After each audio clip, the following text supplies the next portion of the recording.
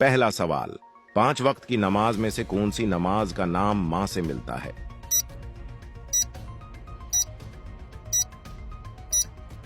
सही जवाब है मगरिब। अगला सवाल, औरत के जिस्म का वो कौन सा हिस्सा है जिस पर काला जादू किया जाता है?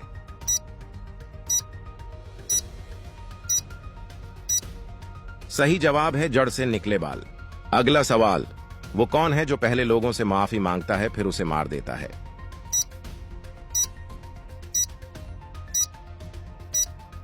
सही जवाब है जल्लाद। अगला सवाल, वो कौन सी बीमारी है जो इंसान के गुनाहों को खा जाती है?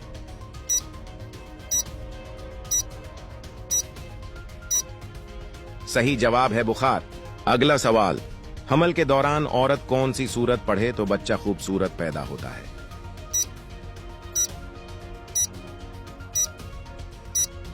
सही जवाब है सूरह